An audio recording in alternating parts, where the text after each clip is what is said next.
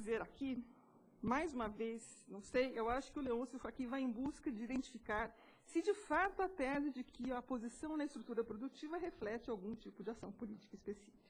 Acho que isso persegue o tempo todo, né? Essa equação que é de fato marxista, mas que você traz aqui ao longo do seu trabalho. Bom, aí baseando-se em informações sobre as profissões e as declarações de renda dos parlamentares, e aqui eu me lembro do relato do Leôncio fazendo a pesquisa das dificuldades de coleta desses dados, da quantidade de vezes que ele falava com o presidente do Tribunal Superior Eleitoral, de como conseguir os dados desses deputados. O trabalho aqui, empírico do Leôncio, foi incansável. Então, a partir desses dados e a caracterização dos partidos segundo posicionamentos ideológicos, suas conclusões rebatem as análises sobre a suposta anarquia, ou como ele menciona em um dos seus trabalhos, a geleia dos partidos brasileiros. Esse é um termo que o Leôncio usa em algum momento, que é afirmado por vários pesquisadores desse tema.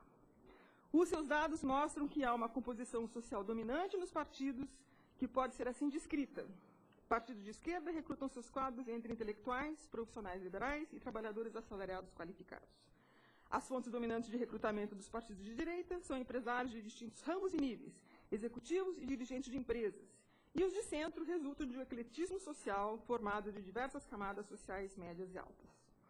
Os dados já o levam a concluir, inclusive, que o sistema partidário brasileiro segue o caminho promissor com relação à representatividade, disciplina interna, organização, funcionamento parlamentar. Um caminho que, desde o início dos anos 90, viria sendo traçado pelas principais agremiações. O curso dessa investigação teve continuidade no livro seguinte, Mudanças na Classe Política, publicado em 2006. Mas aqui a inspiração foi ainda atiçada pela própria mudança política no comando do país, pela eleição que levou Lula, ex-operário e ex-sindicalista, para a presidência. A pergunta que Leôncio se coloca é essa aqui, se não me engano. Será que a classe política também teria se popularizado? Então, com uma valiosa pesquisa sobre as fontes socioocupacionais de recrutamento da vida pública e parlamentar entre 98 e 2002, o seu trabalho apontaria que as eleições de 2002 acentuaram a popularização da classe política brasileira. Este é o seu termo. E não apenas mudaram a composição social da elite governante, mas também ampliaram o acesso à Câmara de Deputados de representantes oriundos, sobretudo, das classes médias assalariadas. Com base nos perfis biográficos dos parlamentares, nas declarações patrimoniais dos deputados, além de jornais, revistas, referências biográficas históricas, Leôncio elaborou um valioso perfil dos grupos socioocupacionais das legislaturas eleitas em 98 e 2002, analisou as mudanças partidárias na Câmara e conclui que, embora sem que tenha havido uma revolução social, como ele mesmo faz questão de afirmar, ocorreram mudanças importantes, advindas, por exemplo, da ampliação dos setores populares, ou da ampliação aos setores populares, dos canais de participação e inclusão no sistema de poder.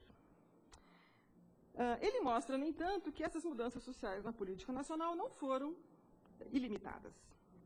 A rigor, em termos gerais, as principais fontes de recrutamento da classe política na Câmara continuam sendo os conjuntos profissionais e ocupacionais tradicionais do recrutamento político. Empresários, profissionais liberais, alta burocracia pública e professores, e estes aqui vindo, sobretudo, do magistério superior. Esses são, de fato, os grupos que sempre abasteceram o pessoal político brasileiro. E as pequenas variações entre os eleitos das duas legislaturas, no subgrupo de ocupações e profissões, mostram que, apesar de algumas perdas importantes no espaço ocupado por setores das classes altas, principalmente associado ao empresariado rural, as alterações não foram tão significativas.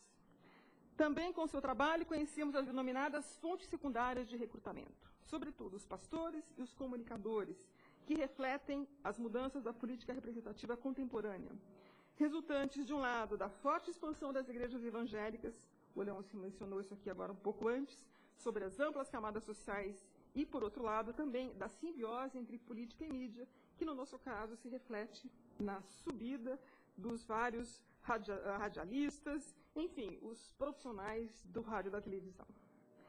E ainda, especialmente, conhecemos aqui o crescimento natural da bancada sindical, que o Leôncio também mencionou agora um pouco antes.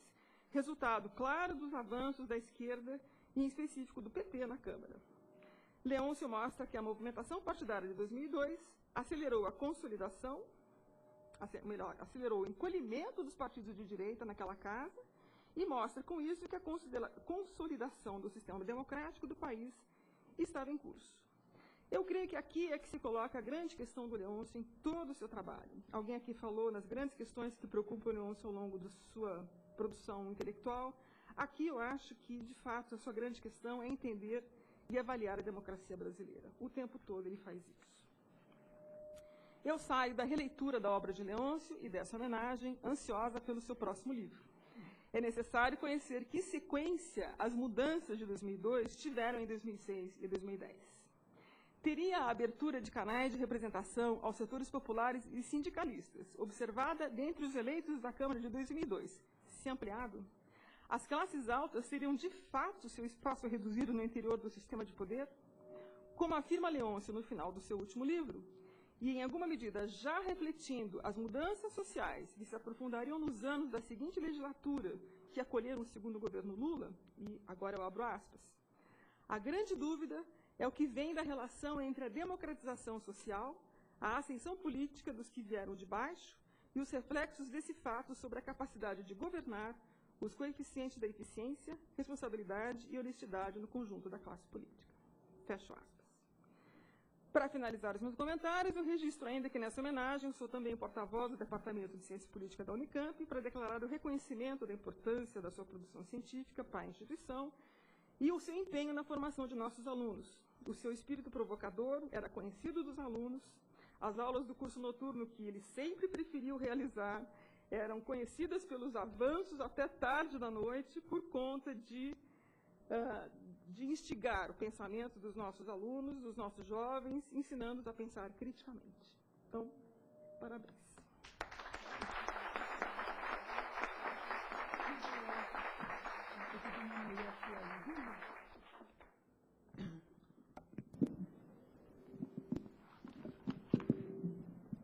Muito obrigado, professora Raquel. Eu passo para Maria do Socorro, que é professora da Universidade Federal de São Carlos, Departamento de Ciência Política. Muito obrigada, professor. Bom, ainda é boa tarde, né? Boa tarde a todos. Primeiro, obrigada ao NUPS, especialmente ao professor Moisés e ao professor... Mais perto. Não, tá bom, é porque estava longe. Botei o texto mais perto. E ao professor Leôncio, pela oportunidade de estar aqui nesse momento. Então, querido Leôncio, amigos e colegas de ofício, né? É uma enorme satisfação estar aqui com vocês e uma grande honra participar deste importante evento para homenagear um dos mestres das ciências sociais brasileiras, que vem bravamente nos trazendo contribuições valiosas para essa área do conhecimento e, em particular, para a ciência política. Vou dividir minha exposição, já me pediram para reduzir aqui, que tem que ser 15 minutos, em uma exposição que eu pensei em duas partes.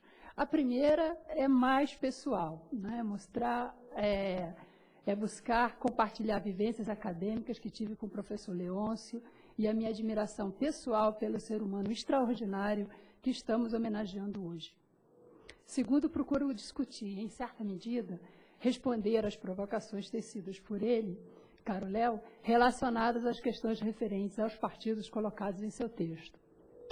Então, gostaria de expressar aqui meus agradecimentos a você, Leôncio, por sua imensa generosidade em colaborar com minha formação e por apoiar minhas iniciativas profissionais, seja por meio de seus trabalhos, os quais contribuíram muito para a compreensão da complexidade da problemática partidária no Brasil, seja pela sua incansável disposição e diálogo sobre nossas preocupações acadêmicas, em ocasiões as mais diversas, entre as quais eu destaco a sua participação em minha banca de doutoramento, a contribuição ao nosso GT de partidos e sistemas partidários não POCs, como debatedor, né?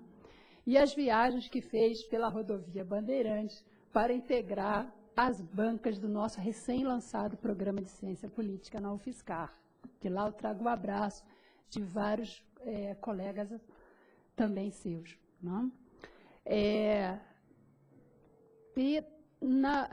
Nessa ocasião, não poderia também deixar de mencionar também os momentos informais, né?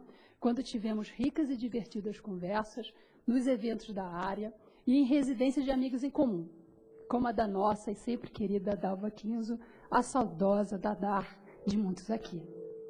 Bom, ao sublinhar sua generosidade para comigo, e já entrando na segunda parte da minha intervenção, me dei conta, Leôncio, de que a história política do nosso país foi também generosa com você. Digo isso porque sua contribuição para a ciência política brasileira faz uma ponte muito interessante com os fatos históricos contemporâneos, né? Você foi muito perspicaz e corajoso em realizar essa junção. Ao fazer essa opção, você ousou analisar a realidade enquanto os fatos estavam acontecendo, muitos deles, e correu seu risco, é verdade, mas, ao mesmo tempo, contribuiu para termos interessantes análises no calor daqueles eventos. Outra virtude de seus trabalhos, que faço questão de destacar agora, ao mesmo tempo em que eles primam pelo rigor analítico, pelo compromisso com a precisão científica, como alguns aqui já mencionaram, conseguem ser claros e simples na forma de demonstrar hipóteses, de expor argumentos e conclusões. Além disso, eles nos mostram como hoje, no Brasil, dispomos de grande acervo de informações, né? Contribuindo para incentivar a pesquisa na área das ciências sociais. Somos um verdadeiro laboratório, na verdade, diria Glaucio Soares em recente discussão na ALACIP, que ocorreu em Quito na última semana. Como sabemos, para desenvolver esses recentes estudos sobre a composição da Câmara dos Deputados, além dos resultados das 3 últimas eleições para aquela casa, você se utilizou de dados biográficos de 1998 a 2002. Né? Você também fez uso de dados, jamais uma documentação imensa, né? Que os próprios candidatos acabam tendo que registrar na Justiça Eleitoral, quando do registro de suas respectivas candidaturas, que jamais tinham sido utilizados. A gente sabe o quanto isso dá trabalho.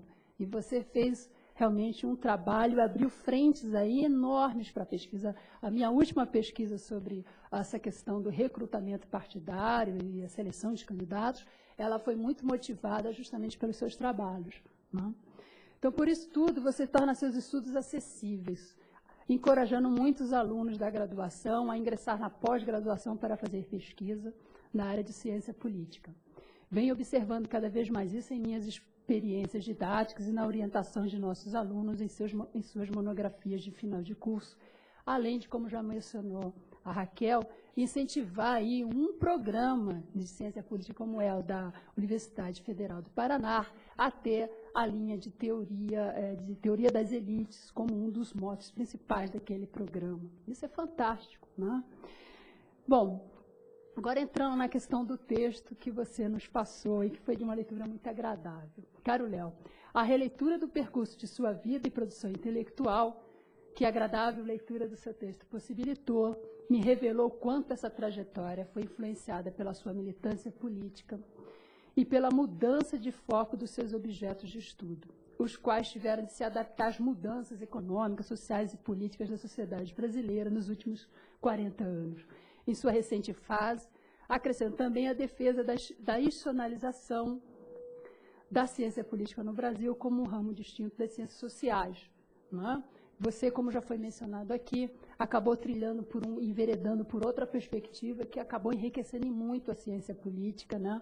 E trazendo, de certa forma, os elementos estruturais, né? De certa forma, e contribuindo para que nós tivéssemos essa perspectiva muito mais forte em grande parte de nossos trabalhos acadêmicos, não? Contudo, diferentemente da ampla gama de estudos sobre a problemática partidária no Brasil, pós-redemocratização, cuja ênfase recai sobre o recorte estritamente político, seus trabalhos colocaram em primeiro plano um dos aspectos analíticos fundamentais da ação política, que é justamente, como já foi mencionado, as bases sociais do recrutamento partidário no atual sistema de partidos.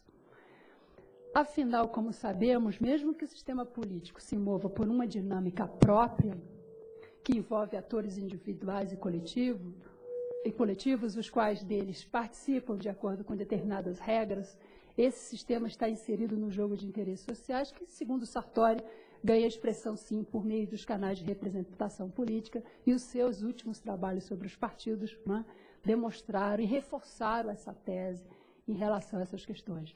Nesse sentido, a investigação do componente